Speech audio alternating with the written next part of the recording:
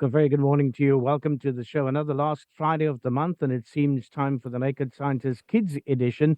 And the lovely kids from Erica Primary joins us this week. And yes, they are exactly the same group who competed in the World Robotics Olympiad and won quite a few prizes. Of their teacher and head of robotics club, Vernon Peterson, will guide us. He's on the other side of the line, and we've got Dr. Chris Smith on this side of the line, and the kids have got some great questions lined up for us this morning. I haven't seen them, but they are excited to be with us this morning. It's the last day of school, so how can a child not be excited on the last day of school? Dr. Chris, a very good morning to you and welcome again. Morning. It's great to be the end of term. I wish I was in that position. I could quite do with a holiday, so I'm very jealous. We always tell children your school years are your best years, and they don't believe you until they enter into the adult world. Vernon Peterson is on the other side at Erica Primary. Vernon, very good morning to you. How is Belhar and Erica Primary this morning? Good morning, Zane. Thank you for having us. We are doing great this morning. That's the only thing I miss about teaching is the fact that there were school holidays and you can sort of put your feet up for a while. Vernon, you've got the kids on that side.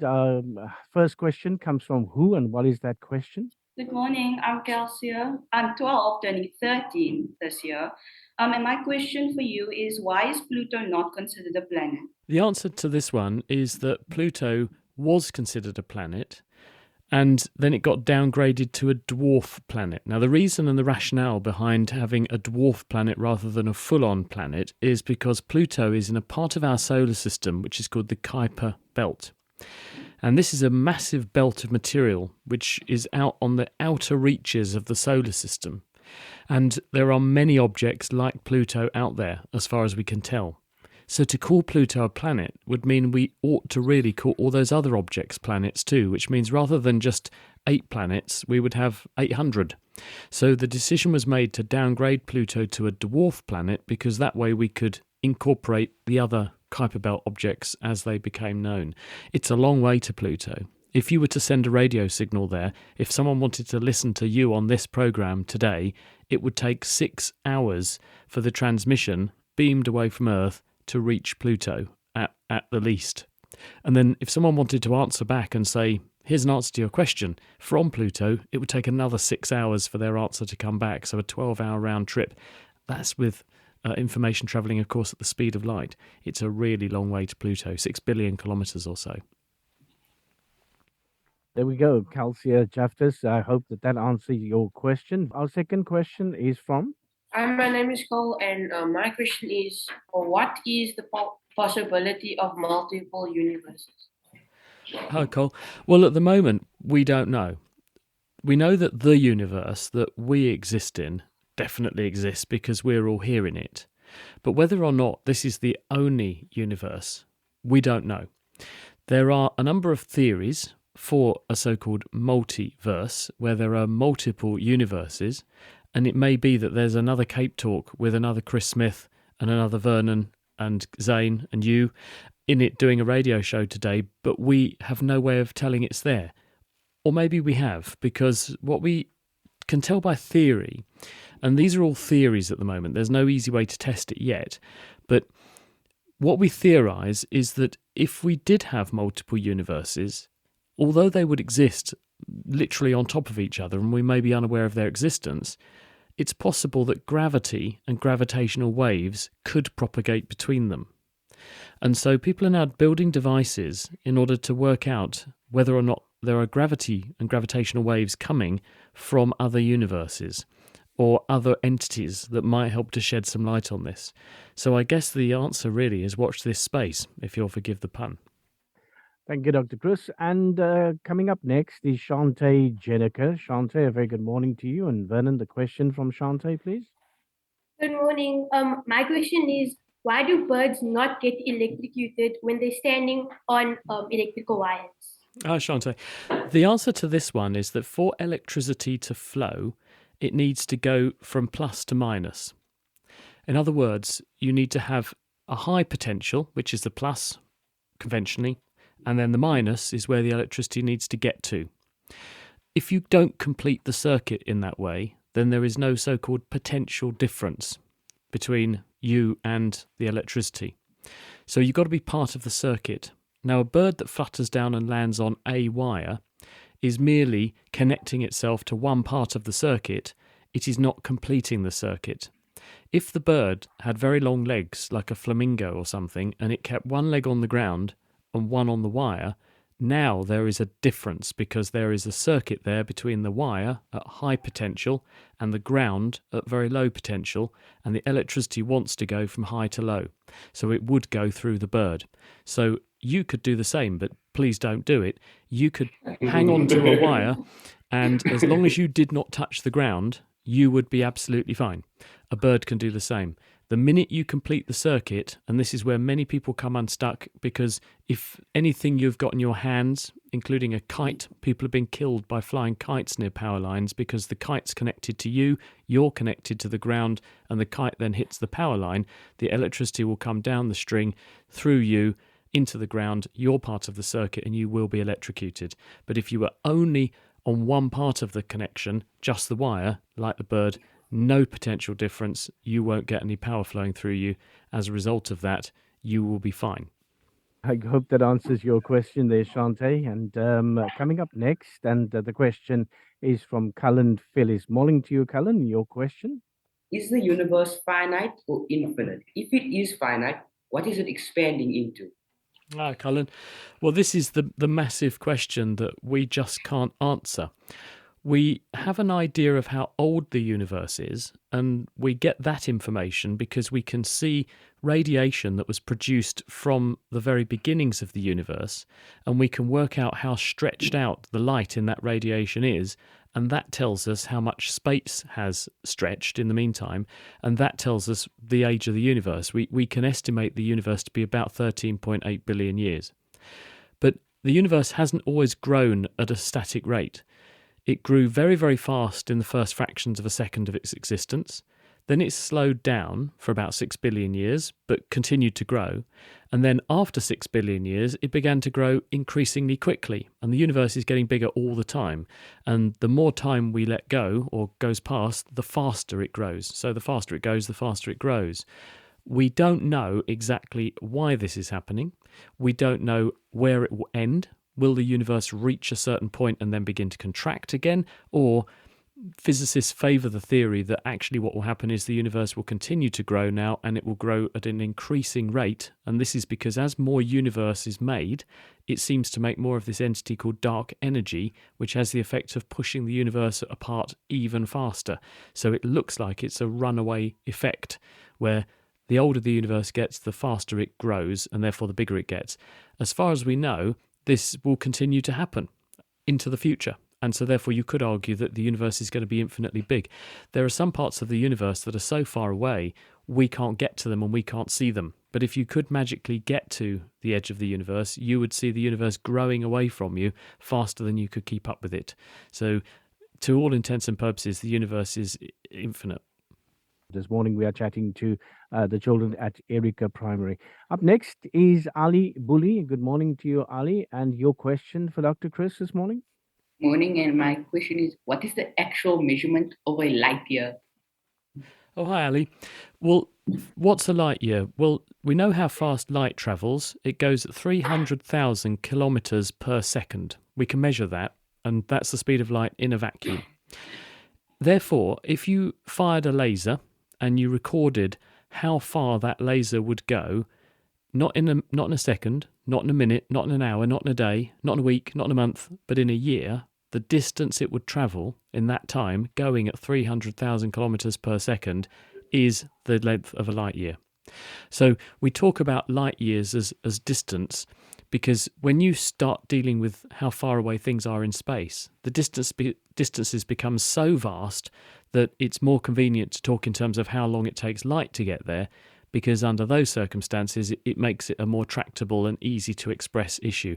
I could tell you that Pluto is 6 billion kilometres away. I could also say, well, that is the time it takes light travels at 1 billion kilometres an hour. So therefore, it's about 6 hours to get to Pluto. So it's a convenient way of making the universe a bit more tractable for us. It's just a measurement of distance, but it's how far light would take or would travel in that period of time. That was a question from Ali Bully Coming up next with her question is Caitlin Marie Clute. Caitlin, good morning to you. And what is your question for Dr. Chris?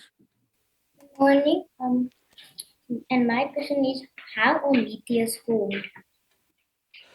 I think the question was, how do meteors form? Is that right? Yes. A yes. meteor is an impactor. It's a piece of debris or dust or material that's coming in from space. And there are lots of objects out there in the solar system. Much of them come from asteroids.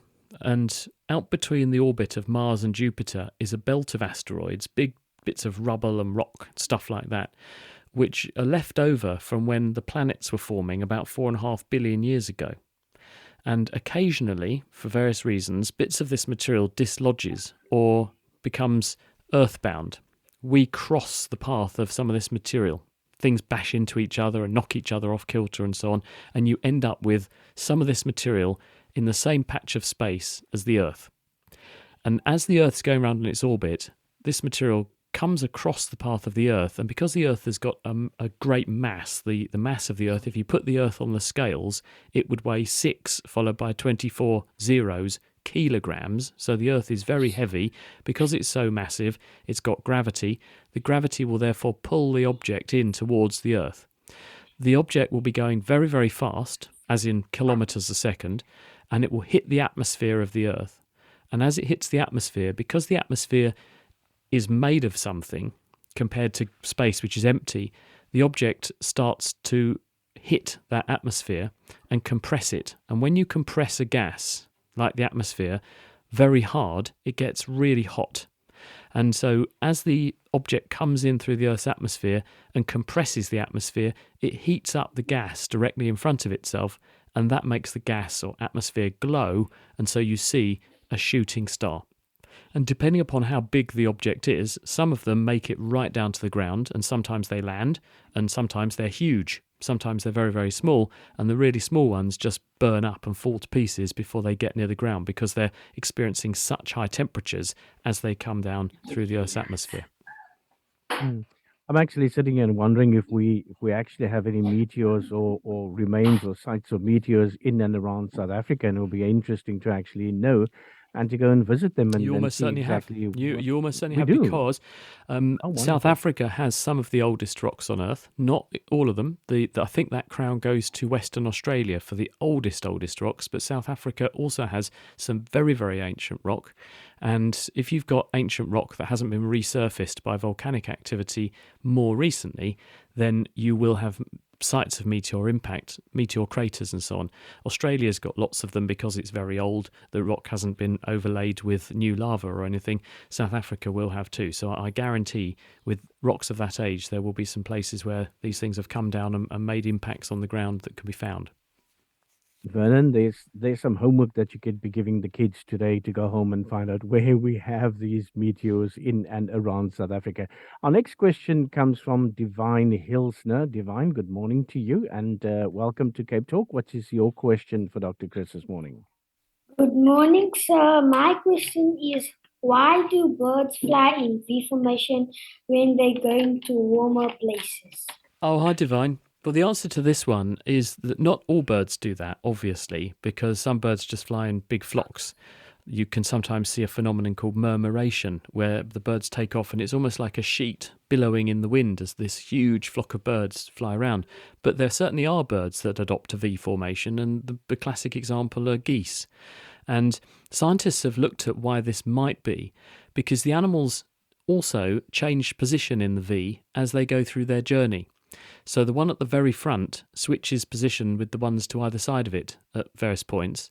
And the reason we think they do it is because as they fly along in that formation, they are using changes in pressure and air turbulence that are coming off the wings of the bird directly in front of them to give the bird slightly to the back a helping hand. So it makes life a bit easier and it saves them some energy.